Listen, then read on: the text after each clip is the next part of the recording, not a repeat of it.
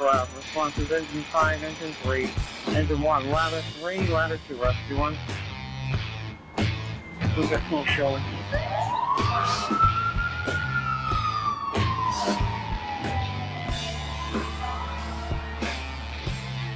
Division 1, you're on location, block 23, reporting smoke showing 727.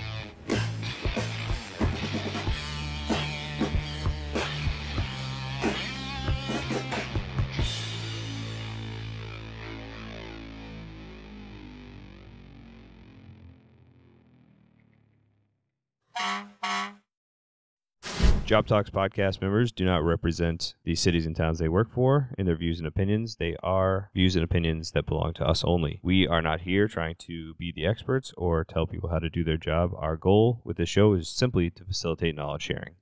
All right. You guys ready to get going? Yeah. Oh, yeah. I'm starving. We gotta go. Yeah, me too.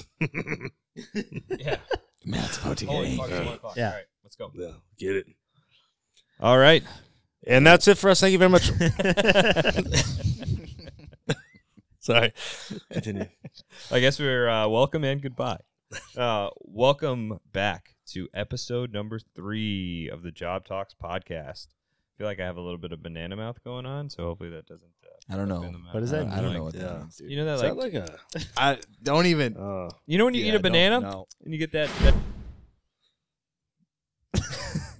All right, guys, welcome back to the JobTlks podcast. We are on episode number 3.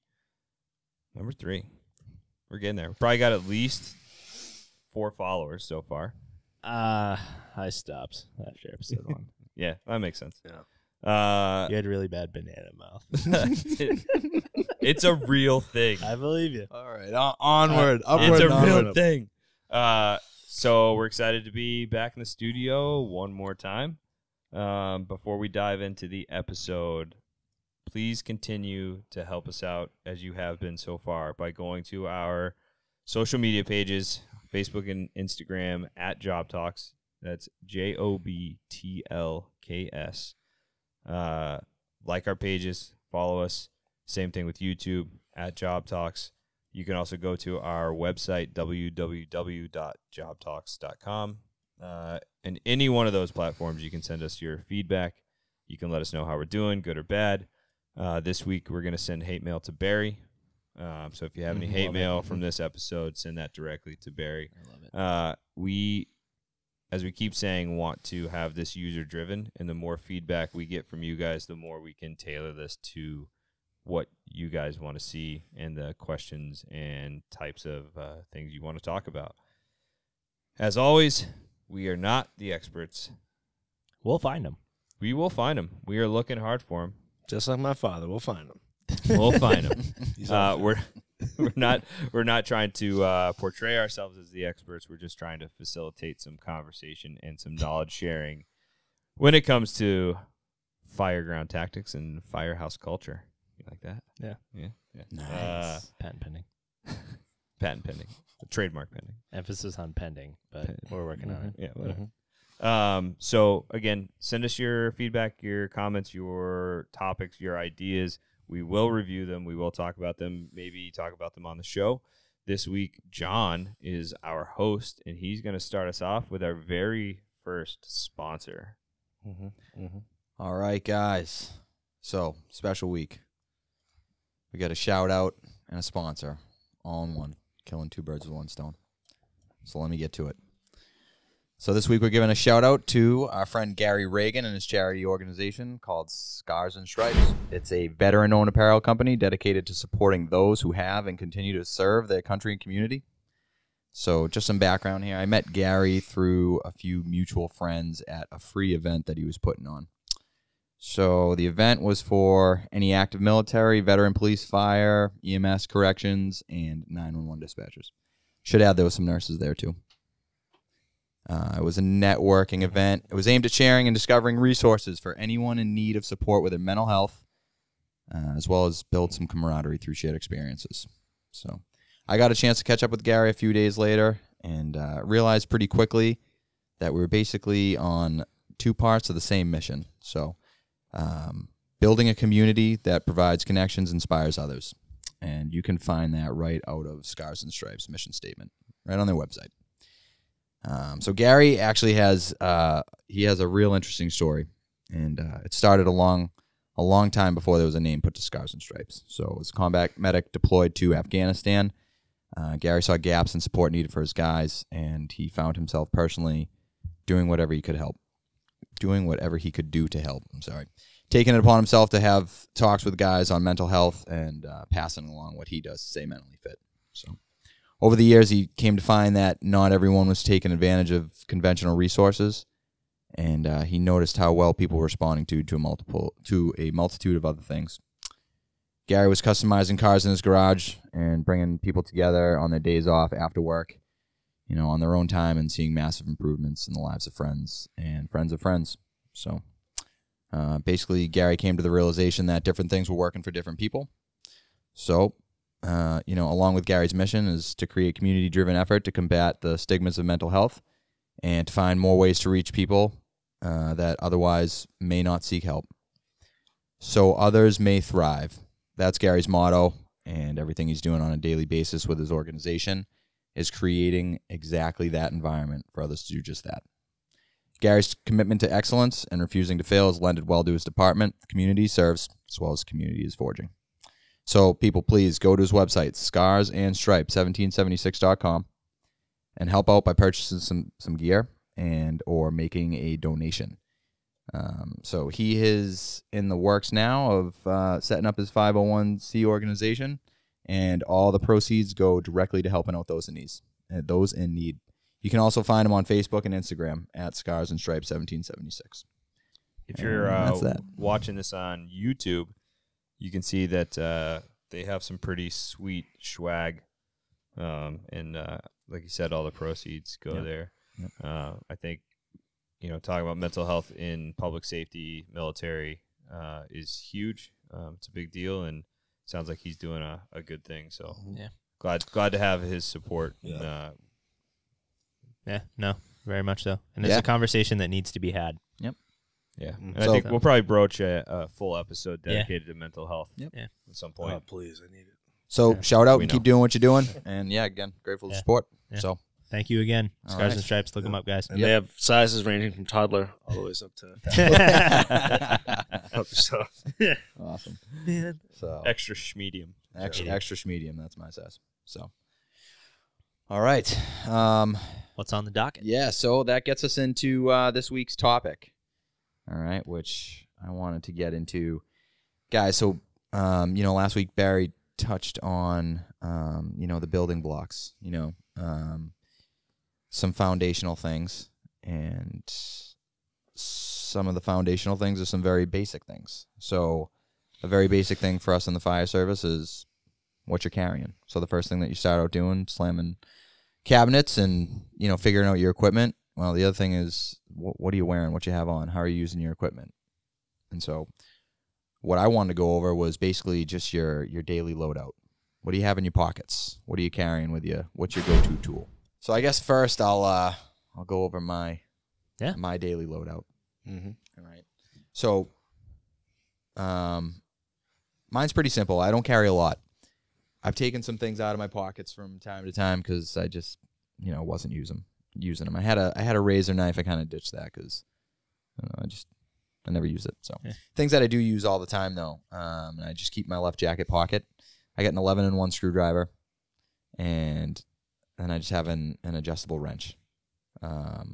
So I think a screwdriver isn't one of the most underutilized tools. That's like with our old lieutenant. He just had the little stubby.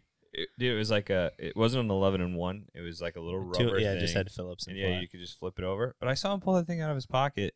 For more stuff. Because you put your turnout gear on for more than just fires, What I mean? It's great. Anyway, sorry. So. Long story short, his name was Schmandy Ello. There you go. Great lieutenant, though. Great lieutenant. So real quick, I've gone into, I can't even tell you how many times, right? So we've talked about how we're an all hazards department. We go into houses for everything, and if there's a problem, they just call us for it. So I can't tell you how many times I've gone into houses, and it's like you've had a pipe burst, and I've had to shut off a valve that hasn't been cracked since 1987 when it was first installed, and so you have a wrench, easy enough. A pair of pliers, an adjustable pair of pliers, and you just shut the thing down. All right. So I found that I had a captain who told me that like this is the number one tool you're gonna use. I guarantee it. And so far he's been right. So and then the adjustable screwdriver I've used more just for the force of like prying simple things like whether it's a window, just popping a screen out, trying to do it gingerly so that I don't ruin the screen afterwards, right? Or building that trust that we talked about last episode exactly. with the clients. But yeah, so anyways, I think I said to keep that in my top right pockets left. But anyhow, obviously I have my radio. I have a latch up on the upper part of my coat that I just use to hook, keys that I've accumulated along the way. So you have an elevator key, and then you have some, some really common panel keys, stuff like that. So if you're going in, you have that stuff to access them.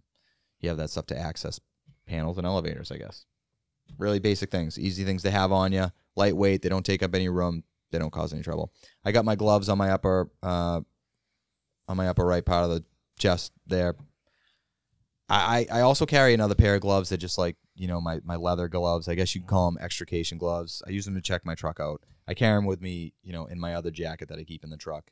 But when I'm getting on scene to either an MBA or anything like that, I'm usually just pulling these out because they're right in my chest pocket. So, and I'm getting out with, pretty much full gear on, maybe except for my helmet, unless it's night and I need my light. Yeah, like utility gloves. Yeah, utility gloves. Or dexterity. Yeah. Well, I mean, really, I honestly, a lot of the times I just use these ones. I don't just use them for fire. So, heading up to the helmet, I got my flashlight. I have a rubber band that goes around it, and I have the chalk. So, I don't carry a flashlight on my chest. I usually just rip one of the flashlights, one of the big flashlights that we have on the truck. And, I usually find that to be best. To be honest, I haven't been in a fire with one of the big flashlights, but my helmet light's always done just fine in the conditions that I've been in. So I just continue to use that. I know a lot of guys prefer that like that chest mounted flashlight. Yeah. My right pocket's simple. I just have my hood. In the wintertime, I keep a winter hat, because more often than not, we're standing on the side of the road and it's freezing, and I'm not going to put my... Actually, I guess that would be kind of cool if I just started wearing my hood instead of a winter hat. That's what a lot of guys do. I think that's a fashion statement. Yeah, a lot of guys do. And during COVID times, it was also a mask for a lot of people. Was wearing the hood. Oh man, I never thought about that, but now that we're talking, it does filter out particulates. Now that we're talking about it, ours do anyway. Yeah. Well, so screw the winter hat. I'm throwing that out. I'm just gonna have my hood in there. Yeah. Keep it real simple. So pockets are real easy. In my pants, I have my right side's dedicated to EMS. I have my EMS wallet in there with all my credentials because that goes in the ambulance with us. And if I had to keep a separate wallet, I would leave it at home. And when I need to replace drugs, I wouldn't have my license in there. Oh, they make you show it? Oh yeah. Well, yeah, absolutely. Well, not for all drugs. I signed for narcs, really? Yeah, no. For narcs. We have to have the run report, but they don't make us show the medical license. Every time they're like, "Do you have any sort of identification?" I don't. Yeah. Maybe it's just me. Somebody's not doing their job. Just don't mention where you're going. Yeah. Yeah. You know what? Now that I think about it, I definitely had to show. Is this the pharmacy or the drug dealer on the streets that you're using? Seriously.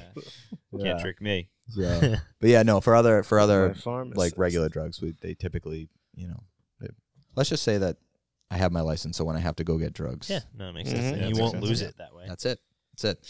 Left side, I have my 12 feet of strapping, and I recently just put a carabiner on there because I think it looked cool. And because I think I'll have some use for it. Definitely. That's at least 90% of why you carry anything. Yeah. Just for the looks. You got to be tactical. Tactical. Yeah. So that's it for me. And then I have, so guys, as I said, it's really simple. I've seen some loadouts, you know what I mean, that are pretty complicated. I shouldn't say complicated. It's just what guys use every day, what they're prepared for. I don't have any high-rise buildings really in Stoughton, so I don't carry a high-rise back. I still think it's a worthy investment and one that, I'm not saying that I won't ever make. What about in your mutual aid communities? Yeah, well, so we do have a few high-rises in Brockton. And not to say that we'd never go there and get into those. I'm trying to think. I think they're kind of on the wrong side of the city for us to actually be going to the fire, if I'm being honest, but not to say we'd never go there because you never know. But yeah, so like I said, it's still a worthy investment. You could be on the third. We have 3 families. You could be on the 3rd floor and need to get out. So, you know what I mean? Yeah. There's no question about it. I have this conversation often. Yeah. Yeah. So Indeed. this is I wouldn't say controversial, but I got made fun of a little bit at work. I'm not gonna lie. My go-to tool is my ads right here. This bad boy. So that's a building records ads. So a little background about that. My old man owned a demo company, and so I've had these, and then I've demoed the inside of 10 houses, and including some of include my own house, right? So I've just gotten really effective at swinging one of these, and it's really good for overhaul. There's a lot of things that it is suited for, and a lot of things that it's not suited for. We'll get back into that in a minute. Before that, though, I'm gonna get into Barry's typical loadout.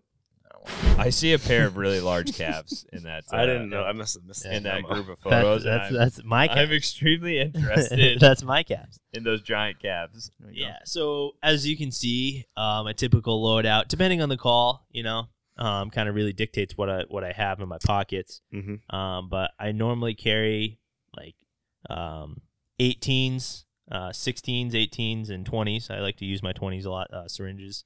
So I carry a whole load out of those with some tags, extra tegaderms. Those come in handy. Yep. Monitor on my back. Depending on the call, like if it's a full box assignment, I'll grab our oxygen an airway bag and throw that on my back. Monitor on the side. And then if it's like multiple alarms, I'll also grab the spare medication box, because you never know how many patients you're going to have. Dude. Yeah. Which, people, people don't realize, like you see those pictures of like the guys with the various, like an engine company guy has like, this weighs 45 pounds. Like now the can man, like this weighs 75 pounds. Like, yeah, try all your EMS bags. Heavy and cumbersome, and they swing. So not only do you have to have getting through fire like that is hard. Yeah, not only to get to the patient, you have to have dexterity. The bags are swinging, so you have to have good core strength. Low visibility. Low visibility, and trying to do like get your 12 lead placed appropriately in low visibility environment. Yeah. It takes time. Mm-hmm. For those of you listening and not watching on YouTube right now, what we have here on our screen is Barry's loadout, which is a picture of his jacket With a full cardiac monitor. strapped to it.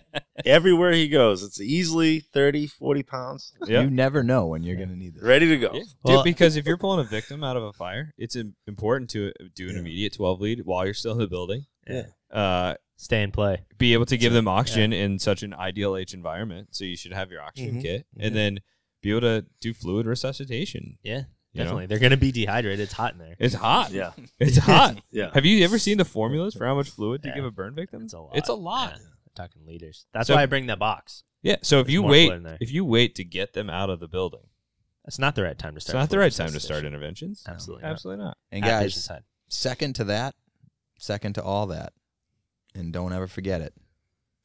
Don't forget your laptop. Oh, you got to write in the call. the unlikely event, or in the likely event that midway through fighting this fire, you have to get a signed refusal from the patient laying on Yeah, the floor. or honestly, like I don't talk about this a lot because it's one of my like deepest fears. Like I bring the tablet into calls because I don't want to be trapped with and potentially go out with pending PCRs. Dude. Yeah. I don't want that stain On your on my reputation. conscience. Why are So- they pending in the first place? Sounds like you're a little. Ooh, I think he's talking. I think he's yeah. talking about the patients in that building that he. Yeah, because you know get what I mean? dispatched and it generates a run report. Like I at least want to get that done so my conscience is clear and I can go. Yeah. So You know when what I we're at his funeral, instead of being like Barry was a great guy, they're gonna But be like also had Barry 6 did. pending PCRs. Yeah. Yeah. Asterisk like Barry Yeah. Bonds. Like Barry also. I would didn't put finish the his tablet PCRs. right on his dead body and be like, "Can you sign, Barry? You forgot to Sign this. You didn't sign Sign in this. this one. Yeah. If you could just real Yeah. quick. That by far might be the most They impressive can't bill loadout. for this. Yeah. Moral of Yeah. the They story. can't- Moral of the story. Get your refusals done. Yeah, Yeah. absolutely. That's it. Absolutely. That's it. Would you like me to go over what I actually carry? Yeah. Oh, wait, that's not and it? I think I actually got some. Oh, Wait. that's Yeah, mine. this is Will's loadout. That's my Yeah. loadout. You know what, Barry? We'll I always don't do know that if when I it's included yours on. No, I think that's all I sent you, to be Yeah. honest. Yeah, I just sent you the other one. Who carries a small child with a cake with him? A small Asian Also- child. That was also my little Barry. cousin. It's my assistant. Also Barry. So I didn't send in a picture because that's legitimately all I carry in calls. But I will describe, seeing as we're a predominantly audio based format. I think most importantly, your loadout should be dictated on like what are the common calls. You know, someone in like a rural system is going to carry something totally different from like suburban to an urban system, or even like operational realities right. reflect what It's you're going coming to up. carry. That might be Common next episode. Operational realities. I think it's every episode. Yeah. That's true. You know? So high-rise district, not like if if you deal with a lot of row houses, everything's gonna be different parts of the country, even different parts of a city. So the things that I use the most, I'll start with my helmet and I guess like work my way down. It's really a good way to do it. I carry 3 things on my helmet. I carry like one, which is essentially like for doors is like a shove, right? Yeah. To help me, get in, common doors, I might be able to just kind of pop it. So I carry that on top. I used to carry a flashlight. I don't carry it anymore. I just kind of use the chest mounted one. But I do have the rubber band that you were referring to, which is like my retention device. And then I carry 2 chalks that serve 2 very different purposes. I carry a wood chalk and I carry a steel, or actually it's aluminum chalk. So the wood chalk is obviously for chalking doors. If I'm on, EMS calls, I can leave the door open for my colleagues in the business. Say, hey, it's this door right here. If you're wondering, it's the one that's chalked. But also for door control, and 2, just for ease of access to places. And then the other one is an aluminum chalk, which you're familiar with and we've used multiple times, which has a gas key in the middle and it has a couple other things that you can use. But that is for forcible entry, and I use that predominantly for like a progress capture device. If you're like you have your irons and you're trying to pop a door and you're doing your traditional like set gap force, you have something that can kind of be that progress capture device to where you can position your Halligan and just get enough to force that door. And I've used that tool a lot. I paid like $25 for that tool like, I don't know, 4 or 5 years ago. And I find it coming in handy in places that I would expect it to and places that I wouldn't expect it to. EMS calls, fireground, used a lot. And on props. Being aluminum, you can also hit on it a little bit to like widen the gap. If you don't have, if you're doing a single person forcible entry or something. And it's easy because if you damage it on the call, I can just put it on the ground and literally just hammer the tip back into place. Like sometimes it'll be bent and I'll just literally hammer it back into place and it's good to go for the next call. Nice. Very, very versatile tool. And I use that a lot. Going down to my actual gear, obviously I have my gloves, structural firefighting gloves, and then in my pockets. On my left-hand side, I just have like my mechanics gloves, kind of similar to what you were saying, just for station wear, sometimes for extrication, or just, the what have you calls where you don't quite need like a pair of structural firefighting gloves, which is a little much, but you do need something where you just kind of need, where you're rolling hose after a call, doing whatever you're doing, putting shit away. Your gloves are already soaked and you have another pair. Yeah.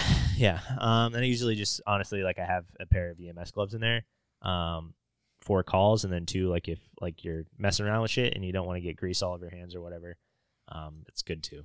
And I have a notepad, just for whatever, taking occupants' names, like whatever. We're an all-hazard agency, as you say, so we interface with the community for a variety of different reasons. If I need to take down some information, if you're doing some sort of like fire prevention thing, you can at least like write something down, like, hey, call this number, fire prevention. You can at least like give them information that they want. And then a unique tool that I started carrying recently that I haven't been able to use, but I've been trying to find a use for it. Sometimes it's totally unapplicable, but it's essentially just like it's maybe like a 3x3 piece of like polymer that inflates, that you can either like put in a door frame to like pop doors. A wedge. It's an inflatable. It's essentially like an airbag. It's like a little mini airbag, and you can use that to either like create enough of a gap potentially in a door. But like if you had a child or a pet that's like locked in a car, they're good for a vehicle. Yeah, they're in like the ladder company like car kits. Yeah. Do you guys? Yeah. Where do you guys carry your lockout kits? On the ladder companies. Yeah. Do you guys have them? We do have something, but not. Probably ladder companies and the rescue company. Yeah. But it's nice, like you don't have to like call an additional company to just like pop a door. Yeah. Yeah. You can and like use a blood pressure cuff. Yeah, blood pressure cuff. Yeah. Actually, I never thought of Yeah. that. It's basically the same thing, right? Yeah. Mm-hmm. Yeah. We had a hazmat call at a university in like an adjacent community recently, and obviously I'm like joking around, like trying to find like the most obscure reason like I could possibly like use this device. And like they had spilt not a hazmat technician, Will, I believe you are. But they had spilt some like caustic chemical, and I was like, oh guys, you could use this and inflate it and lift the caustic chemical. Obviously, I'm joking, but like I'm trying to find a reason to like justify the purchase. So anyway, that's that pocket. And then in the other pocket that's just kind of like my come and go pocket. Like just random things will be in there from time to time. I usually have just like a multi-tool that stays in there all the time, just with like it's a Leatherman.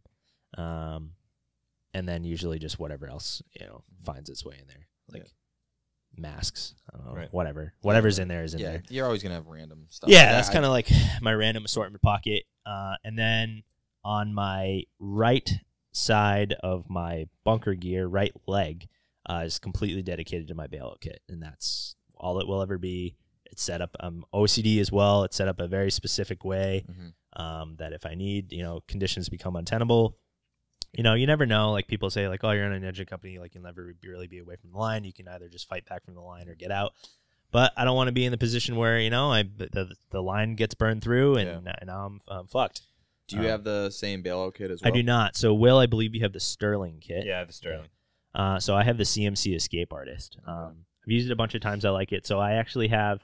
I don't have the rope version. Will has the rope version from Sterling.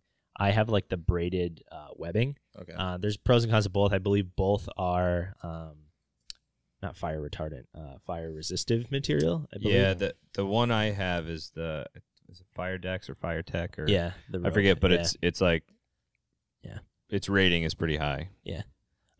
So that's what I keep in there. That's completely dedicated to that. It's hooked up to my gear. And on the far side, I believe it's 50 feet, and it has obviously the descent device as well as the hook, so I can get myself out. And on the far side, I have a pretty significant size carabiner as well. So technically, I could pull all the rope through the system and then lower someone down. The primary reason I do that is because Will was with me all the time, and my goal in life was to like have conditions become like rapidly deteriorate and it's untenable. I'm like, Will, go, I'll be right behind you. And then like lower him down, and then just forever he has to listen and be like, yeah, remember that time I fucking saved your life? You owe me. So, it goes good in my head that I'm like going to lower someone to safety, but it's there if everyone Is that why Will bought his own? So he'd never have to Yeah. live Never there? have to- So I'll be honest Yeah. with you, I was the guy Barry's talking about when we first were working together, and Barry had the bailout kit and he was showing it to me and it was awesome. And I can't ever give Barry credit because what kind of a good friend would I be if I ever I ever told him what he did was good. And most of it came down to the fact that like that first year you're kind of poor, not making a lot of money, especially switching from like top step back to bottom step, and so justifying spending $500 was like hard for me in my head, and I kind of just used that justification of I should be on the line, but it was just a reason and not necessarily a good one to not have one. Yeah, that was the first thing I bought out of the academy. If you use it once, it's paid for itself 50 million times over. Yeah, you never know.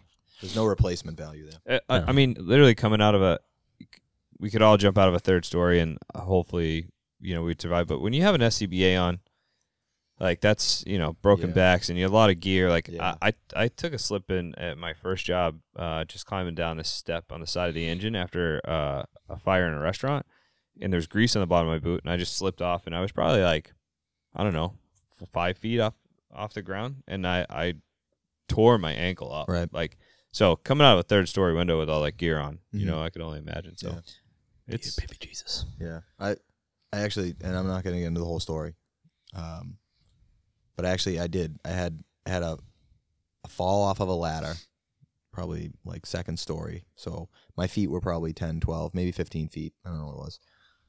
The saving grace. Now falling with an SCBA, right? So I got hit. I had, basically the part of the building coming down, what the hell is it called? Like right at the fascia board, right? Yeah. It was wrapped in aluminum. The whole thing let go, came down, hit me in the head, and it made me shift the ladder one way, and I fell down. And as I was getting shifted one way, I knew I was going, so I kind of rolled. Now, I will tell you guys, I have some advice for you. Set up your ladders over set them up over what the hell kind of bush was it? It was one of those massive bushes that grows into trees. Arborvitae? I don't know if it was Yeah. that or not, right? Some nice boxwoods. Set your ladder up over that just in case, because that thing caught me gracefully. Really? And then like literally set me back down on the ground and I rolled off it. So yeah, That's lucky. yeah. I mean, So- a 2-story fall with all the gear on. I mean, Yeah. you So could do dude, some damage. I like it was a rhododendron bush. Thing was massive. It caught me and placed me back down to the ground, and that was like, saving grace. I carry William? I carry a variety of stuff. So obviously with my helmet that is actually leather and should always be leather. Shots fired.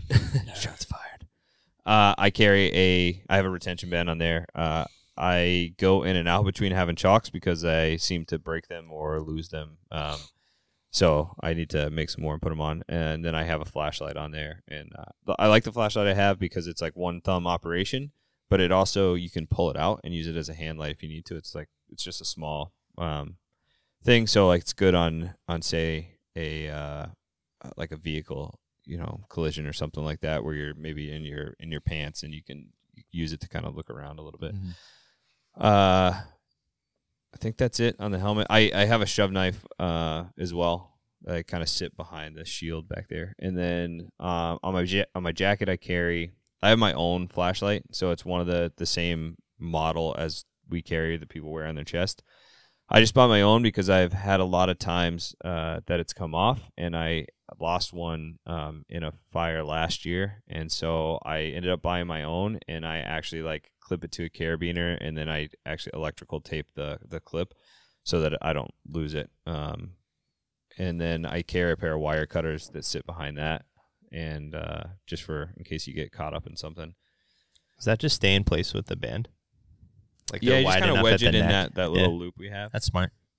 And I have a glove carrier that sits on there, and then I have just a little clamp. And I love that thing for chalking a door, because if you put it on the the side of the door near the knob, it's a really small gap. So you could chalk a door and have just so you're not letting a lot of airflow through by chalking it It's good door from the control hinge then. side, and it at least keeps it open. So I like that thing, and a lot of guys carry them on our EMS bags too for that reason. You can just, when you go in these apartment buildings that lock behind you, you can do that.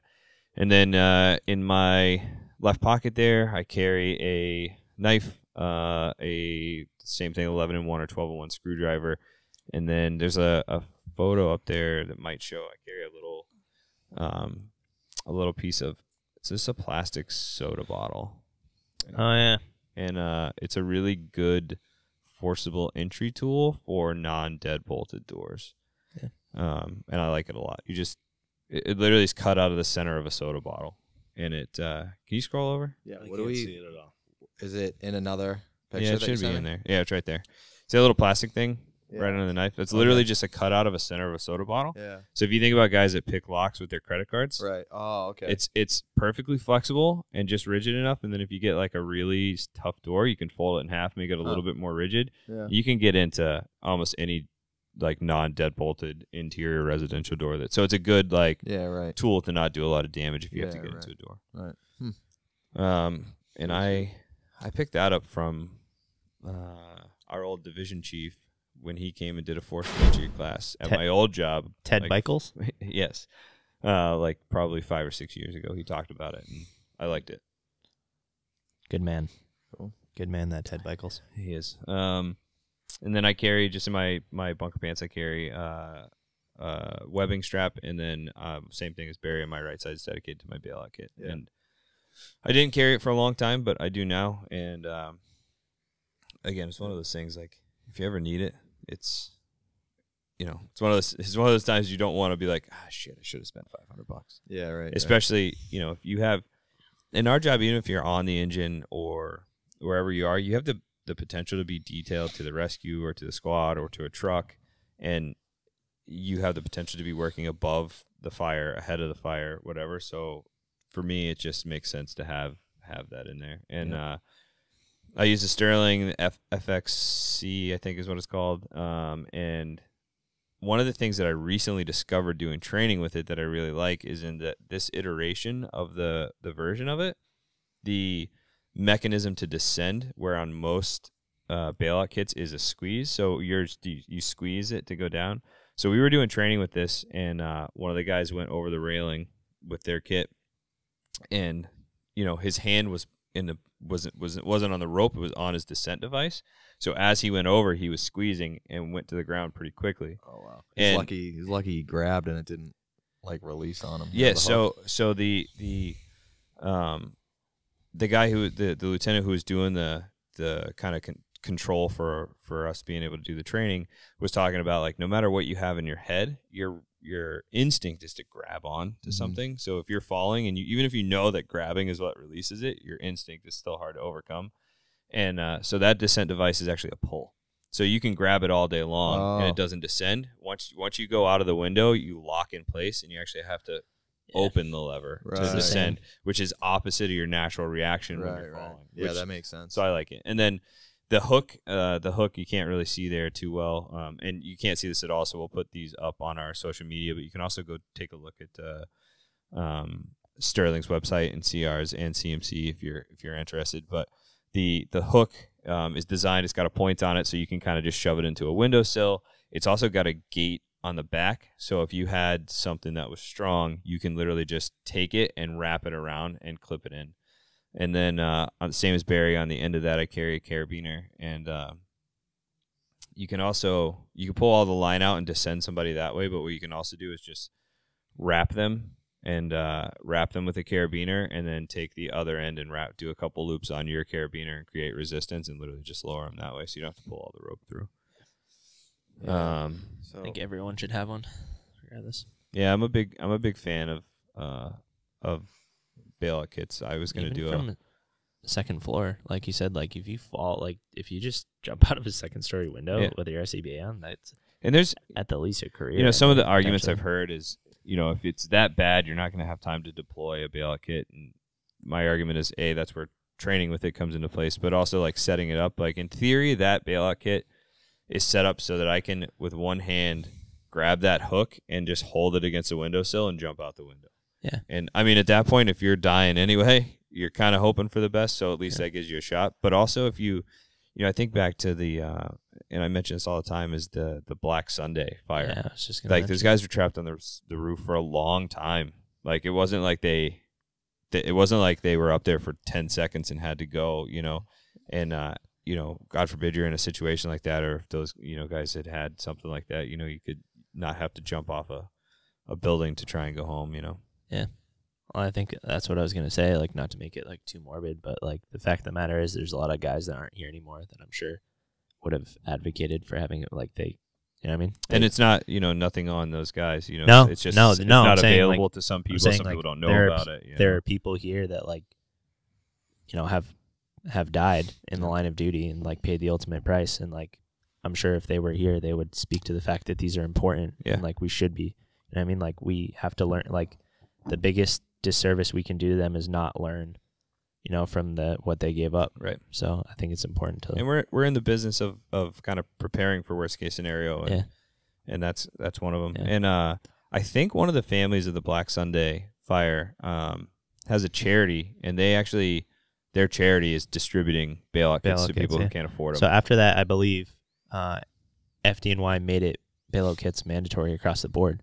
Right. Yeah. Oh, is that right? I believe so. I didn't know that, but yeah, I believe so. Yeah. Right. They issue them in the academy now. That's my understanding. I could be wrong, but I mean, it makes sense. I mean, think about, I even say, like, people are like, well, if you're in a high rise, okay, well, in a high rise, I get 50 feet lower, which might be somewhere a ladder can get to me versus being on a fire floor, number one. But or just makes the fall survivable at that point. You fall 30 feet, maybe you get a shot. That's better than 80. Yeah. And so I have a carabiner on the end of mine now, but before that I had a knot just so I wouldn't accidentally just go right at the end of it. But think about, like, in FDNY, makes a lot of sense. They have so many of those, like, medium rise, like, buildings, apartment buildings there. Like, that's exactly any building.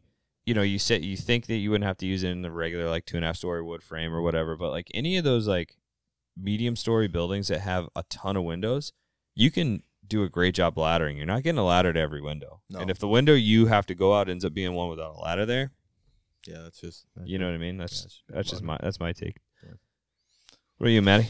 I don't have any of that shit. Right. Stretcher. Yeah, basically. No, I'm a minimalist when it comes to my. I don't keep any medical shit in my turnout gear. Yeah. We don't wear our turnout gear on medicals. So That was all sarcasm. yeah. So yeah, I don't have any of that. But as far as like routine, fire gear shit, pretty much the basics. Like you guys, I don't like having stuff in my pockets in general, like at all, ever. Like I just hate having stuff on me, weighing you down and whatever. So keep it pretty simple. The helmet stuff, I got the same. I got the flashlight and the helmet. Honestly, I forget that it's there most of the time. I've maybe turned it on once, and it wasn't in a setting where I even really needed it. Yeah. I think it was just because I wanted to use it for once. Yeah. Alluding back to Barry's. I'll Yeah, find a purpose yeah. for this. I got the Purpose, black band with a wooden chalk. I bought a box of them for like, I don't know, $4 or something, because they get lost and left behind a lot. So Yeah. so yeah, and I think I have all but one left because they just keep you disappearing. put them in a door, they disappear, and that to me that's the purpose. I think they're cheap, Right. Don't think about them. And yeah, as far as like my coat, I just keep I have a set of gloves, like you said, for like car accidents or whatever, just the routine day-to-day stuff, non-fire related, that I'll slip on, for that. And I have the flashlight in the chest, which is, we keep 3 in each piece. So you just kind of take one when you come on shift, they're charging. Oh, that's good. So That's But what, a lot of that's what times we have as well. yeah. So like you might, but like a lot of, I might buy one myself just because like sometimes you take them home by accident if you get to take it off your coat. Yeah. Relieving. So then, the guy took it before you. So now you don't have one, whatever. But, Right. And then I do have a bailout kit. The same one that you have is actually assigned to us by our job. They got us all. Really? Yeah. That's really cool. That's awesome. So we did bailout training a couple months ago. We had a house that was getting demolished. So they let us go in there and kind of trash the place and do some good training. Is that the original that was a picture. photo that you sent, Yes, right? yeah. There's a photo of us doing that. There's actually a couple videos. I took some screenshots of it, but practicing different methods using that bailout rope. And then once we got trained on it, they assigned everybody their own. So everybody, now the whole department has their own. That's That's really awesome. cool. That's awesome. So that was is pretty cool. cool. That was something that actually some of our senior guys advocated for, Yep. and kind of demanded that. And so they did it. They went and got it for us. So I know they've talked about it in our job too, but we're just so many people. I don't know that it's Not quite there yet. not quite there yet. There Yeah. are some people that stand in opposition, but that's fine. We can talk about that another day. yeah. And then as far as like tools and gadgets, I don't have anything. I keep a bottle opener in case the party breaks out, and I got a condom in case I get excited at the fire, and that's pretty much it. I don't have. I think all my other pockets are legit empty. Obviously, my hood. Everybody's throwing an SCBA on. That's in the corner, like unrolling a condom. This is a double wrap, 100%. This is gonna be Yeah. messy. Oh, Lord. Calls, yeah. Is it Yeah. true if you don't use it, you lose it? Yeah. Yeah. Oh, man. I Stay don't in your keep pants once, Yeah. Never again. the turnout gear, man. It's expensive. It is, yeah. Ah. But yeah, I don't have as far as like and then just gloves and hood in one pocket. I just like to keep it like getting a mindset of going to one place every time. Yeah. And that's it. I don't know. As far as like, I like to try to use the irons as much as possible, just to get repetition in. So I know that the Halligan's been pretty useful on like gas calls, just using shut off meters and stuff. Yep. Just trying to get proficient with that and trying to figure out which one I like best. Mhm. I try to mix it up. Take an axe one day, take the Halligan the next, and yeah, that's pretty much it. I'm sure you guys have small hand tools on your truck too.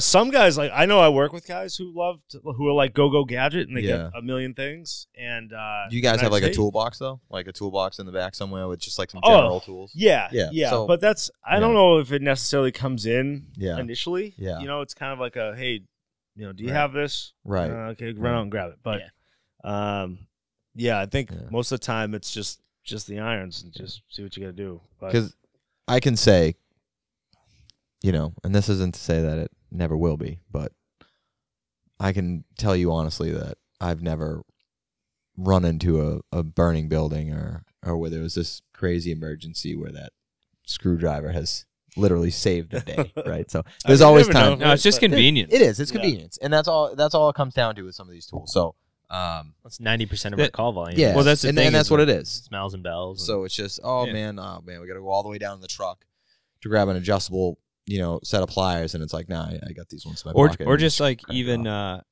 in like the high rise buildings, not even just like some of the buildings that are sprinklered. Mhm. If you have like a sprinkler go off, and then you have like these little access panels to the valves, Right. and you could fuck them up pretty quickly with a Halligan, but if you can pull a screwdriver out and do a little less damage, Yeah. sometimes A little less that. surgery, some more precision. I don't carry, so I don't put my hood in a pocket. I found that when I did, I never pulled it out. So what I do is I hang it with my coat on top of my coat, so I put it on first, Mm-hmm. or I like put it on my bunker pants so that I have to like actually take it off to put my pants on, and I put it on a lot more frequently. By doing that, I don't get to the call and then be like, shit, I forgot to put my it's hood on. good muscle memory. And then I use it as my face piece protector. So when I go off shift, I wrap my face piece in my hood and use that instead of like the little bags they give you. Right. And I also don't carry the extrication gloves and stuff on me. I have a little tool bag that I have in the truck, and it has extrication gloves, spare hood, spare set of structural gloves, like a little change of clothes, some like foot warmers and hand warmers for wintertime. And I will say that is one thing. That is a piece of advice that I did not follow, and I learned the hard way. What's one of the guys on the job came to me and he was like, "Hey, this is like literally like first day stuff." He was like, "Do yourself a favor, go to the dollar store, grab a cheap duffel bag, and load it up with a pair of rubber gloves, a pair of cotton gloves, a pair of cheap extrication gloves, everything, another hood, whatever, pair of socks." He's like, "Eventually you're gonna be at a fire where everything that you have is soaked, and it's gonna be freezing, and you're gonna be like, man, I wish I had these gloves. I wish I had an extra set of gloves on me." And sure enough, I get to the first fire, and it's cold and windy, and my gloves are soaked, and we're cleaning up afterwards, and not even just afterwards, but during, and my hands are absolutely freezing. Yeah, you know what I mean. I change it, so like I'll probably actually be switching it up here shortly, but I have in the winter I have like a full like gaiter that's like a face piece for like rolling hose after a fire when it's really cold, and I carry like a winter hat and like a couple pairs of like winter gloves again for that exact reason. And then in the summer I take some of that stuff out and I'll put like an extra t-shirt or something in there. Right. Yeah, I have a cold weather bag just for the winter. It just has all that kind of stuff in it. Yeah. So and then if we have like an extrication, when you're putting your gear on, I just usually those are like that's like the top of my bag, and then I keep a pair of like protective glasses, like strapped to the side of the bag too, so I could grab them for some reason. I took the borks off my helmet. Right. Did you? Yeah, we're starting to move in on Group 2. I can't claim it. Well, a guy named Schnob Carminello started No Borks Nation, and I am a fan. I'm on board, and I took the borks off the helmet, and let me tell you, I'm a happy guy. You don't hit as much stuff. They're absolutely useless. They really don't do anything, and then they sag, and it drives me nuts with my OCD. So. Yeah. You guys do a lot of. We were talking about extrication. You guys probably do more car X than any of us here. Like you guys get some easily good car X. Yeah, I will say that with the two highways, we get a good amount of pretty bad accidents. So in this past year, I couldn't even tell you. I mean, not me. I haven't been on for like every accident. Obviously, working shifts with every accident. Yeah. I know they've gotten a lot of jaws work in, and which is crazy because you go to other departments, even like departments like ours, and you could go your whole career and never actually pull the jaws. I don't think I've ever had. Yeah. We have jaws on almost every piece, including the 2, ambulance, which covers 95, has a set of jaws hydraulic. Engine 4, which covers 93, also has a set of jaws that are hydraulic and spreaders as well. And then we have our tower truck, which has electric jaws and spreaders. And then are they the Genesis? Yes. Yeah, that's what we carry on the squad. Yeah. And they're nice. I thought I was going to hate them. They're not that bad. No, I think they're pretty good. So they're a little heavier. Yeah. But I've never put ours to use. But you don't have the downtime of setting them up. Electricity is the future of power tools. Yeah, Set and once. then allegedly. And we're getting we won a grant to get a full like heavy rescue, and with that we got another set of all electric jaws and Nice. spreaders, and we actually got a electric ram as well. Yeah. With that. So Do you that's know awesome. when that's supposed to come in? I know you guys have been working on it a while. I think I heard May, but it keeps kind of getting pushed back Right. with Yeah, this whole that'll be cool, though. production stuff.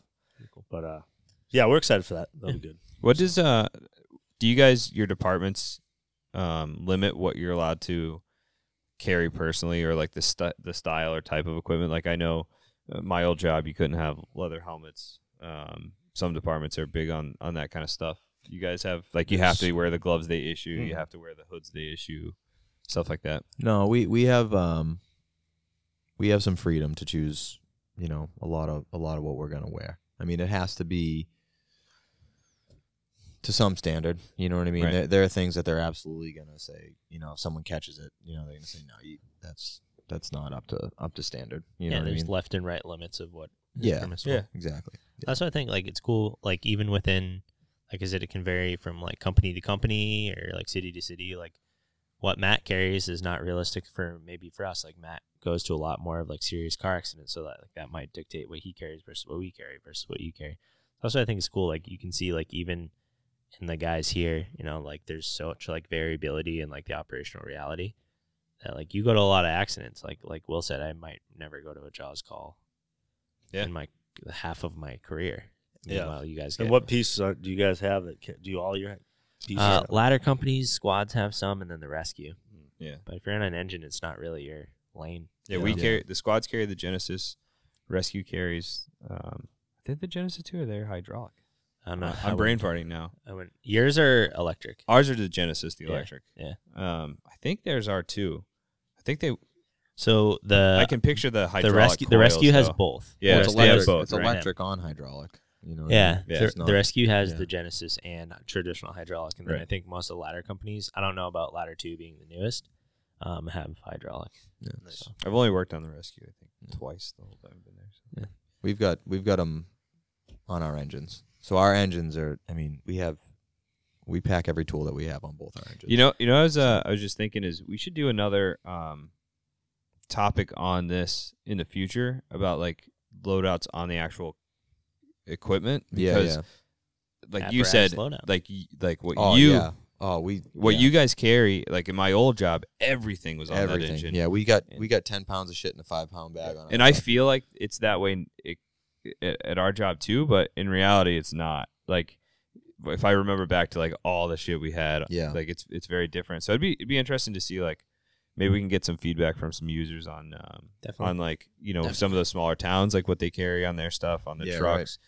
People that have heavy rescues, like Right. what they carry. I think that'd be a good like spin off of this episode. It would be, because you know we have an engine that's capable. I mean, basically doing everything. You know what I mean? Right. But at the same time, it's when you're packing the truck away and doing everything. I mean, it's neat and orderly, and a mechanic does a good job of getting everything like a home for everything. But it still gets tough. There's a lot of equipment. Well, and you There's a lot have of to equipment. really dedicate yourself to going through it regularly, going through and all of it, memorizing it, and Yeah. stuff And like even that. apparatus design, like whether you're in the city and like it's more beneficial to have like a smaller pump with a shorter wheelbase, and Right. carry like the bread and butter of that, or like Boston's a good example. Yeah. They use I didn't actually know this until recently, but they use all medium duty aerials Mm-hmm. because they didn't want dual axle ladder trucks Right. because of the tight streets in the city. So all their ladders, all their aerials are medium duty. straight stick. Yeah. too. No pre-piped aerials. Yeah, they're Except not for the pre-piped towers. except Yeah. for the tower. Yeah. I didn't know that. Yeah. Yeah. So like little stuff like that. That'd just be interesting to see how different different places do different stuff like that. Yeah, it's a interesting. good spin-off. It is. Definitely. Yeah, I'd like to get their feedback on it. Like, Yeah. was that welcomed by the guys, or was that Yeah. like a? I think they've just always had it. Because Right. no, they've used to have some pretty big trucks. I mean, No, it's not that they're not big. It's just the framing is Right. is medium duty. So well, I'm saying, yeah, the switch to that across the board. I mean, they just got like a whole fleet of. that's a recent change? Yeah, I mean, right now they just got a whole fleet of like E1s over the past couple of years, and they're all spec'd like the exact same way. Yeah. But I know they used to have Pierce. They used to have a plenty little bit of mix of everything. double Yeah. axle heavy duty Yeah. aerials. I I think- wonder if the guys like it or. Yeah, be interesting. Maybe find Curious to somebody see. that can reach out. Yeah. Right. If you're on the job in the big city of Boston, maybe give us a shout. Yeah. Um, Fill us in. yeah. So before we get away from that, I will say, and I said I think a little bit earlier, is that we have the jaws in both of our engines, and I don't know what I know it's different for you guys, but I'll point this out because it's interesting, and I don't know if towns do it the same, but we have 2 districts at my job, and so our first due engine on an MVA where there's suspected extrication, they're obviously going to show up, and their jaws are out. Now, if we have like a confirmed extrication, then we immediately have our second engine behind, and our longest response in the town isn't that far, so it's you guys crossman too, and right? We do you crossman the ladder or do you crossman an engine? just the ladder, Okay. with the ambulance. So you wouldn't have to make the decision of sending the closest jaws versus the ambulance. No, Okay. no, it's the obviously we're sending an ambulance as well, Right. Which is probably your point, and then. So the first engine's going, and if it's like a real extrication, then we're sending both. Right. We're sending both engine crews because one, I think everybody knows that, especially with these new electric over hydraulic that's jaws, they're heavy. Yeah. And guys, I know guys can handle these things and open them up, but if it's a long extrication, one, you need not just the hands and the muscle, but you need people's brain power because everybody sees things at from different sides. And we recently had an extrication where we had plenty of really experienced guys on scene, and all these guys were working together, lieutenants, captains, everybody, to free this particular guy out of the car, and it worked out really well. I mean, even not to take away from firefighters, because everybody was putting their 2 cents in on how to do it, and they got the job done, relatively quickly, got the kid to the hospital, and more or less, saved his life. So, but it's interesting. That's what we do. So as soon as we have an extrication, we're basically sending 2 engines. We're getting the other guys moving because we, it's a lot of work. right. Well, I was going to say too. I thought you were about to say when you said electric vehicles. So having a suppression company that can focus on suppression, as well with a lot of these vehicles and that's a batteries. good point. Did you that's not take a bad idea. that class recently? Thermal runaway.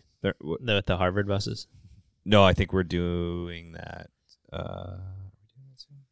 We did it so. Point being, I don't know. Is it on Vector?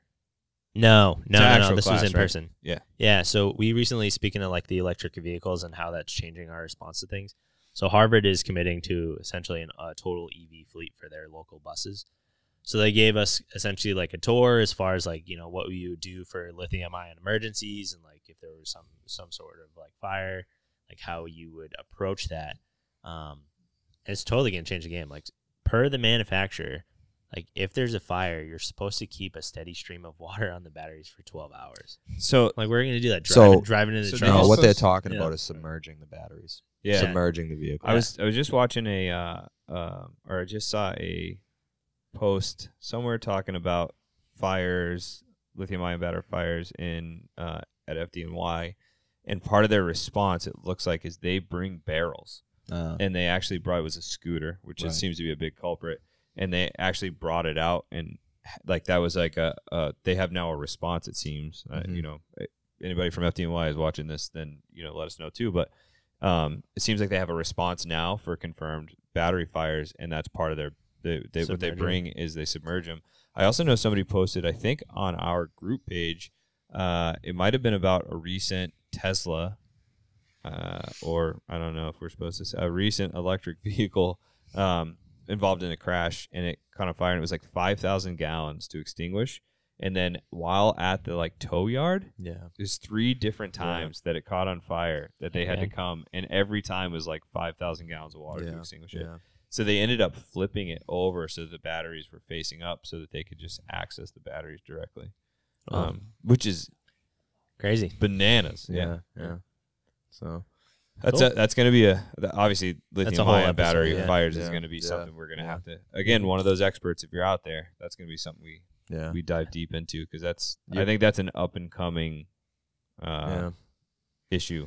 I mean, it's already here, but I think it's only going to get worse. It wouldn't surprise me if you see like a because obviously these cars don't belong at tow yards, so it wouldn't surprise me if you start seeing like suppression tanks kind of becoming a standard thing at like at scrap car yards. You know what I mean? Where it's like, okay, bring it here. Put it in there. I think the video, I don't know if it was from that specific one wastewater, or somebody else a said mess. they had like a pit for them. So it was basically like cinder blocks on 3 sides. Right. And that's where they put the EV vehicle because of the potential. It's like a wash basin almost. Yeah, right. Didn't have like water, but it was just like isolating it from. That's a big problem too, and it's not even to sidetrack very much, but wastewater. I mean, that's if you start falling down these electric vehicles and like the waste and the recycling. I mean, how it's a mess. Think about the up and coming, like we have the cars now, but they're looking at like full. And again, this is gonna be a whole episode, I'm sure, but they're looking at full like working trucks being electric, and even just like the F-150s and Chevys are putting those. I mean, that's huge banks of batteries. E1 E1 or fire trucks. Yeah, well, E1 just released their first fully like North American body style fully electric vehicle. It's not even hybrid in the sense like it has an engine on it. Only if the battery power runs out for a prolonged incident on scene, it will kick on. Right. But it's I was gonna say essentially traditionally, So the engine is the failsafe rather than it's like regenerative braking something. It's first, and it looks like a normal North American body style. I think truck. they have one. It's not E1. I forget the brand. Ooh, excuse me. Somewhere in California. Edit that out. Probably Rosenbauer. It might be Rosenbauer, and I think it's in. I think it's somewhere in probably Hollywood Hills area. Yeah. But I remember seeing something about it. Yeah. Or Beverly Hills or something. Beverly Hills. Well, that's what happens when you sit around and talk to guys about the job. You get a little off topic. Yeah. But that's good. That's why we're here. It's all good conversation. It's good stuff. All ideas for future episodes. And that's our goal. Is just to keep on talking about this stuff until we nail it down. So, so that's everybody's loadouts anyways, as far as what they're just keeping on their own person. I think maybe you guys agree, maybe you disagree, but I think guys have go-to tools, right? So, and I have a few, and it depends obviously what we're doing. But when you show up to a fire and you have, you have a lot of guys there, depending on the alarms of the fire and how much help you get, and whether it's mutual aid or whether it's just guys in your own job who are all showing up.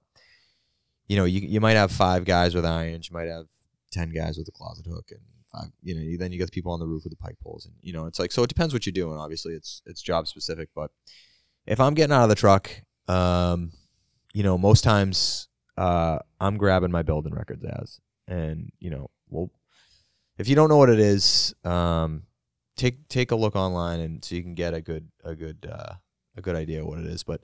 It's we can post the link on our socials. Yeah. I had or in the description of the video, and I think so we'll have a link to the that tool in the description of the video. Yeah, I just screwed up my my whole thing here. I like moved something completely off the page and I don't know what I did with it. And I had all the dimensions of the actual tool, but basically for a build-in records ads, like I was saying before, I'm comfortable swinging it, and it's a good forcible entry tool. It's not really designed for it. You can use it, but honestly, you're better off with the ads end of a Halligan because it's thinner, and it just does a better job at getting in the cracks and crevices of a metal door. I think for a wood frame door, you're good to go with it. But at any rate, that's my go-to tool. It's really great for overhaul and demo, and that's its purpose. So what you have is you have a standard, like, call it, you have a straight stick handle, and then you have like a 15 inch flat bar. It's about 2.5 inches wide, and the thing is just an absolute demo machine. And so if I'm pulling down ceilings and I go in with, like, say, like a closet hook or like a short pike pole, or I'm even using an adze, a Halligan. The Halligan gets heavy. The adze end on it's very small. You don't have as much leverage with it. And then, if you're using a pike pole, you just got that little hook on the end. Even if you're using like a New York hook, they're good. They're better than the regular pike poles, but they're just, again, you got 2.5, 3 inches of bite. And so you're pulling, especially with horsehair plaster ceilings with the horse especially with that, and like the wood lathing and everything. Yeah. You're not getting a lot of bite on that, and you just don't have that much leverage, especially if it's a taller ceiling. So, this adds, it's like I said, it's about a 15-inch bar, and the thing's an absolute wrecking machine. And I've demoed entire houses with it, especially for pulling ceilings. Ceilings, busting down walls. The other end is a sledge. You know what I mean? It's not a heavy sledge, but you know, if you're trying to, you know, if you want to take a door that, if you want to bust through hinges, if you want to move, you can move walls with the thing, as far as, you know, just busting out 2x4s, things like that. So breaking into other rooms via other means of you know, if you can't find a doorway and you got to start taking out a wall or whatever you have to do.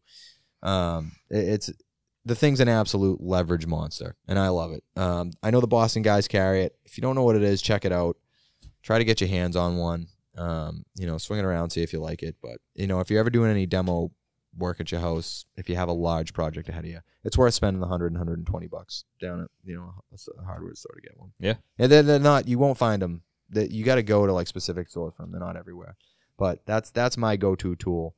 Again, it's not perfect for you know, forcible entry with the adze end. It might not be what you think it is, but it looks a little bit wider than the adze of a Halligan. it is. So for that initial like gap maneuver, it might be. Well, might it's work not. It's well. not that it's just wider, but it's the problem is that the Halligan tool comes to like a nice sharp point. Right.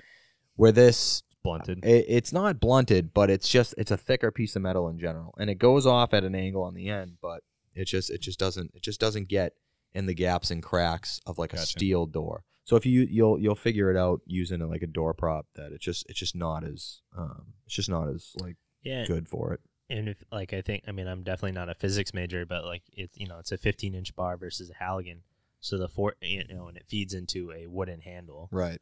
Like the forces exerted if you were trying to pop it, I think might be to the point that you could potentially you could snap the handle. You could snap the handle versus a Halligan, which is that, you know, if it's a good one, it's one solid forged piece. Right. And it's a much smaller adze to where like the actual physical mechanics of the forces being exerted on that portion of the Halligan is going to give you more. More strength. Yeah, we were just doing the forcible entry and turning the adze on its side and extending all the way out. It's like a 30-to-1 advantage. Yeah, such a versatile tool. That's big. So sometimes people like, I have this conversation a lot because I'm an engine company, so you know, some people say like your primary concern should just be the advancement of that hose line. I carry a Halligan, like I'll grab it and then I'll just tuck it in my SCBA like belt. And some people have said, you know, like, why would you do that? Well, like I think realistically, like if you're making your way into a home, one, I want to have a way out. Like if I need to like punch through a wall, you know, like when am I supposed to use my bare fist? I mean, I guess I would. But yeah, but like if you need to, you know, break down a wall, you know, or whatever. But also, like, I think people forget that the only door that you need to force isn't just the front door. Right. Like you could be into like a multifamily property and there's another door that's deadbolted. I don't know about you guys, but like if I have the line, like I don't want to wait for another company to like get my shit done. Like I'm gonna fucking force the door myself if I can. You know what I mean? I don't want to be like, well, I'm here with a hose line, but now I'm useless because I can't get in this door. Like I would rather just have a Halligan so I can at least make the attempt. And I think that principle applies on like multiple calls. Like I'll grab the Halligan even on like gas calls. So we had like a gas call. I don't know. I guess this was like a month and a half, 2 months ago, in like a very large commercial building, to where we needed to get to the roof. And I had the Halligan, and we couldn't get in. So I was like, oh, I'm just gonna pop the door. And they had already been like, oh, like, well, you know, we'll send someone back to grab. And I'm like, I have it. Like it's right here. So I would rather have it and not need it. And I think that if you tuck it in your waistband, it's relatively out of the way. Right. Like I've made the mistake with you of bringing like full irons in, and I thought it was a lot. Giant pain in the ass. But like I would rather have it for the multiple reasons. One, like if you ever needed to breach a wall for whatever reason. Two, like just the reality that like in a lot of these houses and like multifamilies or even like sublot, like they're chopped up into different units. And people now have like deadbolts on their own, you know, individual rooms if they're like subletting or whatever. Like I would rather just have, you know, Matt could just fucking punch the door down, but like I can't do that. I don't necessarily like it as I don't necessarily like it as the nozzleman, but somebody on the line. I think like if I was second or back in the lineup, having the Halligan. Yeah. So, but that's my 2 cents. So that's my go-to. Somebody on the line should have a tool. Yeah, absolutely. Sure. The only other thing I can add to it is that as far as like if you're doing roof work, super effective for roof work because, you know, one, you can use either end. I'd use the sledge end of it. You know, it's going to work the same as using the other end of an axe to open up a roof, right? You don't need something sharp. You need something blunt so you can just punch through. And then the other thing is, too, is once you do have the chainsaw up there and you do cut it, like I said, it's a leverage monster. So getting it under there and just using it to pry stuff up, it just works really well. I can only imagine for like plaster and lathe. Like, Oh, dude, It it comes down. Yeah. Not even just that. It's like once you get it up there, if you just, you get it up over it and then you turn the edge of it into like the actual joist, and then you just twist and turn and pop, and you're ripping down. I'm gonna say that I can do 10 times as much work with it than I could with another tool, and I wouldn't compare myself to somebody else. I think that anybody who uses it and swings it for a while could then do, double, triple the work that they could with any other tool as far as it, because it's just made for it. It's a building. It's for wreckers Right. adze, Yeah. and these are the, it's a specific tool, and it doesn't have the specific purpose of opening doors and things like that. Although I will tell you this, I don't think there's like many, like you go into a 2.5-story wood frame. I don't think that there, with no commercial doors, I don't think that there's a door that I can't get open with it, to be honest with you. Yeah. So, it's good for that in a sense. I think it's one of those things like we talk about, like being a subject matter expert versus being like a utilitarian. Yeah, right. So like if you look at like a Halligan, Yeah. it's not really like, other than maybe like forcible entry, like it's a multi-purpose tool, Mhm. but I would say like it doesn't like truly, maybe with the exception of forcible entry, like excel at any one task. Right. Whereas like the adze like functions like perfectly Yes. as designed as a demolition tool Exactly. for this one specific purpose of, and like overhaul is literally demolition. Yeah. And it like Yeah. is truly designed to excel at this one task. So And- I think it's, pros and cons. Like you and can once- have a multi-purpose tool that is okay at like everything, or you can, if this is the task that we're about to do, then grab the tool that is most conducive to doing it, which is Yeah. And once the fire's out, let's be honest, most of the work is overhaul, right? Yeah. So that's like some of the hardest work you'll ever do. yeah, Yeah. it's the firefighting part. That's the fun, and I don't want to say easy part, but it's like it takes more time to chase it and rip everything down and make sure everything's all squared away. Yeah. A lot of times than it takes to put the fire out. So It sucks doing overhaul with the wrong tool. Yes. yeah, it does. Yeah, I've been there. I won't mention where I was or what we were doing. We were in a condo with like, I don't know, 7.5 foot ceilings. Like I could reach up and touch them. And someone was like, grab a pike pole. And then someone comes up the stairs in a 12-foot or a 10-foot pike pole. I may have been that guy. It in was one of like, my I've first done it. oh I've fires. done it. God. My first fire grabbed an 8-foot It was pike like- pole, and I was like turning on. Sorry. I did it, like- what the hell are we gonna do with this? And it was Yeah. just like, oh my god. Yeah. I did it one of my first good fires at my old job, and it was trying to pull the garage because they thought I extended it in the garage, and I had this like 10-foot pike pole, and I had it like out the garage door trying to, and then I just ended up standing in the yard with it like a lawn shepherd. Yeah. Hey man, you got it. Come hither. Yeah. Live and My learn. sheep. Live and learn. Listen, you don't live those comments. Come back down to the from people, manger. All right. Cool. That's for me, and that's my Yeah. go-to. that's excellent. Obviously, Awesome. if I'm backing up a line, I'm probably or if I'm first to head into it's like the drag a set of irons up with you Yeah. if you got to open the door, because that's perfect for what you're doing. Right. But yeah, that's for me. So I don't know about you guys, what your go-to tool is, if you're, let's say, and I know it's different for every job. So, but what's your ideal? If you're jumping off, ideally, what are you grabbing? Halligan. Yeah, I'm a Halligan. Halligan or axe. I don't know. I Yeah. can't choose. I like them Yeah. both. Depends on You what side said of the that truck I'm earlier. sitting You've been going back and forth between the Yeah. axe and the Halligan. Yeah. You I don't know. I think it's just. I don't know. I like to try them both out and Yeah. Yeah, see how versatile they are. And Yeah, I don't know, I yeah. haven't made that decision yet. Yeah. So Halligan's my go-to. I don't think there's not many guys I think that are going to argue with that. What they're, It's also about just being trained with it. Like if Yeah. I pick that tool up, Yeah. I probably wouldn't be as effective with it as you are. I Yeah, might be no. more effective, just even not knowing it. I've never used it, right, but right. having a tool I'm familiar with. I mean, obviously, if it's an overhaul situation, Halligan's Yeah, not the tool to grab. yeah. I've done that. Work. I've done that too, and that gets tiring. Yeah. I was thinking of our just laughing. I was thinking of our lasting legacy at Engine 3 with the colors. Oh yeah. So Yeah. we got we have we try our company colors down at Engine 3 when we're both on it is green and yellow. So we were trying to like put hockey tape on everything, and like when I ordered it online, the colors looked a certain way. They look closer to.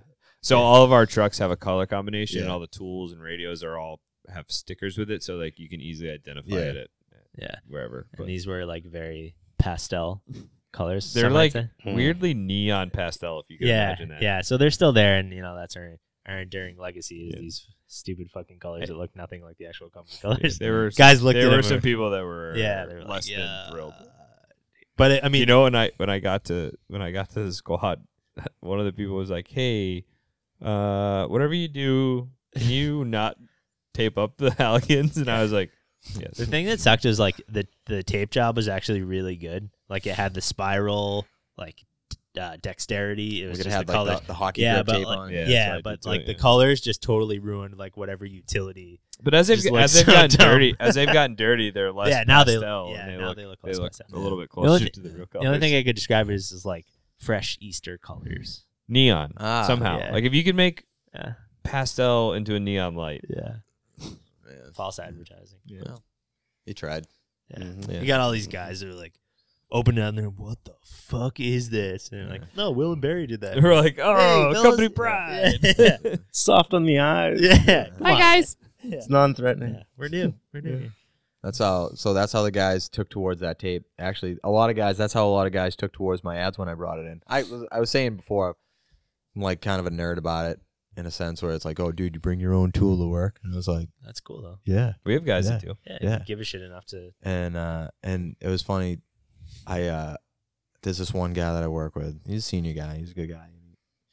He was like, giving me all sorts of hell for it. And he wasn't giving me hell because he was being a jerk. He was giving me hell because he's a senior guy, and that's his job. Yeah. But I remember I came back. He was working overtime. I came back. We went to a mulch fire, and I just grabbed my ads, and I was just sitting there. It's like the thing looks like a garden hoe. You know what I mean? In a sense, it's just a long skinny blade, right? So I was just sitting there digging up all the mulch, right? And I went back, and I was like, hey, I put out a mulch fire single-handedly with my ads. And he's like, good. He's like, put that thing in your garden where it belongs and leave it home. Oh, man. But, yeah, so guys make fun of me for it. But, not, being real assholes, just giving me shit for it because I'm a nerd and I bring my own tool to work. But I don't know. I love it. Man. Yeah. So. But, yeah, so I guess that is that for as far as that goes. I didn't get That is that as far as that goes. Like it. I don't know. So yeah, I didn't do a scene size up this week, guys. That's all right. So we don't need it every No, week. we talked about not doing a scene size up every week and maybe just kind of extending the conversation into some other things, and so that's what I like having the we talked about. I like having the different segments, but not being not having to have them fast. Yeah, kind of letting whatever the content you want to put out dictate what we have. So yeah, right. Do you have a question of the day? Yes, I do actually. So Awesome. it's kind of. I'm just gonna take the opposite opinion. It's not. No, it's not. It's not. See, this is why. This is why I posed this question. Uh-oh. And I guess because some people might not like him at all, but I think Barrey will like this question. And so it's your go-to Jim Carrey movie. Oh, dude, that's tough. Now, just a background here. I basically quote all the time. easily, 10 lines from a Jim Carrey movie every day. Yeah. And I actually As you have should. I have a pretty cool walk that I like to base off of my favorite character. So I mean I can probably guess Barry's because he does 10 quotes from a very specific Jim Carrey movie. Yeah, I think he's actually done it in this episode. If not, was it the last episode? Go ahead, Barry. This is a tough call. yeah. I would say, as a fellow Jim Carrey enthusiast, I am predominantly torn between Ace Ventura and Dumb and Dumber. Ooh. Those are two tough ones. I'd have to. I actually kind of had you pegged for Cable Guy. Cable Guy's a good one. Cable I Guy's know. it stands on its own. Guys, you're What do you think? I'd have to go with Dumb and Dumber. I use a lot of quotes. Both of them? Both of them? Yeah. I am a toss-up between Dumb and Dumber and Me, Myself, and Irene. Also a great one. Yes. The I used to- cow I used to shooting quote that a scenes. lot. Yeah. Yeah, you can't. Does your ass get sore? Yeah, I've been riding my whole life. Taking a pounding for years. It would be definitely the original Ace Ventura for me. Yeah. I think I watched that. You can't tell me how many times I watched that. I honestly would have thought you were definitely. honestly, I it's- feel like I've heard way more Ace Ventura. They're so close. Like we actually watched Ace Ventura the other night on in the watch room, and like guys were surprised because like they were watching it. I could quote the entire like script, Yeah. but and they were like, "Dude, how far can you take this?" I was like, "I can take it all the way." Like, I've watched these How movies. far so do much. you want to go? Yeah, that and Yeah. I'm a huge Lord of the Rings fan, but well, that's a conversation for another day. Yeah. That's the next one. What about you, John? What about you, John? Yeah, so it's in between Ace Ventura 1 and 2 for me always. But Slinky. yeah, that's I was like younger when Ace Ventura 1 came out. Yeah. But I think I was a little bit older, and it was probably on TV a little bit more in the time of when I was really turning the corner as far as my Jim Carrey fanhood. Yeah. So I gotta say, All right. Ace Ventura 2. Yeah. No, Bumblebee there's- Tuna. Bumblebee Your Tuna. balls are Yeah. showing. Here's my problem. Is record. my brain just doesn't like. I'm not a movie quote guy. Even like some of my favorite movies on the planet, I just can't. Like my brain just doesn't. Do, like when you say Step Brothers, we do Step Brothers. a lot. Yeah, well, Step Brothers is Yeah. its own. It's its own animal. Yeah. But I like even some of my favorite movies. I'm not like I can't quote. I'm not a quotes guy. Well placed movie quotes. Like a glove. Yeah. They Like- fit like a glove. Like a glove, dude. glove. That comes out every shift. Yeah. Every time. I think Every people- time I that's- back the truck in. That's so Like a that's so glove. common. I don't even think people realize where that one comes from anymore. So, the person with the most production and probably movie connoisseur of the room. Yes, because I saw Nicholas? some faces back Yeah. there, buddy. Yeah. I mean, you got Liar, Liar, The Truman Show. Those are good ones. Grinch. Oh, yeah. The Grinch. That's so underrated. But- The one that I can watch on mute is The Grinch. Yeah. Yeah, but that's not like that's not his movie. No, But no, it's him. it Yeah. is. That is man. true. He brings so much element to it. Yeah. With Mike Yeah. Myers, that was not Yeah. Yeah. even remotely. Yeah. I didn't think to me, The Mask isn't all that either. It was for me because it was At the came out time. when I was born, like in that early. Yeah. I walk around the house at 2 years old, being like, Yeah. smoke it. Yeah. Yeah. Oh, That's what it was. Yeah. Yeah. Smoking. Okay. Yeah. But, Yeah. but then as I got older, it's like, Yeah. eh, Yeah. you know what I mean? Yeah. But Right. Grinch, I can watch on mute. Every single line. Yeah. Yeah. So, All right. That was a good one. That wasn't like that was a good one. I mean, Nick clearly had some opinions judging by the faces he was making, but it wasn't controversial. Yeah. It wasn't controversial. Like What are you saying about Dumb and Dumber over there? It's like, It's like- I Nah. think In his for those that can't hear him very well, he said Dumb and Dumber is phenomenal Yeah. Just so you keep the rioting to him. in Oh, his man. top 3, not only Jim Carrey movies, but movies ever. When we first met, our former lieutenant, Will and I introduced ourselves as Dragon and Nighthawk, I believe. Yeah, he didn't. Yeah. He didn't laugh as much as I thought he would. We walked in, we're like, No. I'm Dragon. This is Nighthawk. We like fires and working out and naps. I Yeah, thought we I'd get a we'd break chuckle. the ice with some humor. Thought I'd get a chuckle, but turns out we didn't. Yeah. He didn't see the movie. He didn't see Step. No, No. That's okay. That's okay. Another well-respected person of ours doesn't like Step Brothers, which That's a tough one, dude. really That's just a hurts movie. my hurts my Some of feelings. these my heart. movies you need like to watch with people, and like it's like a camaraderie thing. Like you have to build these. You almost have to moments with have each other. you almost have to have the relationship Yeah. of the like Yeah. people in the movie to You do, to yeah. get it. Yeah. I'm not calling him dad. Even if there's Fire. we said that Yeah. we said that forever. we got We- a new lieutenant. we got a I new said lieutenant, that. Like, yeah, he's we're- like, hey, guys, I'm leaving. I need to make a change, and like it was this like really heartfelt thing, and there was like a silence, and I was just like, not calling him dad. Not even if there's a fire. If there's a It's like, fire. I need you to take this seriously. I'm serious. I'm not fucking calling him dad. I have one dad. You may be mom's you. new fling, but this no. It's you, Schmandy Schmello. What a guy. Well, Anyways. all right. Anyways, guys, that wraps up. That wraps up another day over here at JobTlks. JobTlks Headquarters. JobTlks headquarters. JobTlks multinational media Yeah, conglomerate headquarters. So that does it for this week. Yeah. Hope you guys enjoyed episode number 3. Got something out of it. Another big thank you to Scars and Stripes for this week. Again, keep an eye on our social media. Make sure you have alerts on for us on YouTube or Spotify or wherever you are listening / watching this. They will be airing every Saturday at whatever time we decide or have decided already, I guess. I like to mix it up, keep you guys on your toes. Yeah. Big thank you again. Without you guys, we couldn't do this. We're here for you guys. Big shout out to Wilco Media Productions and our producer, Big Dick Nick. And keep an eye out for us. Like, comment, subscribe, give us feedback. Hit us up in the DMs.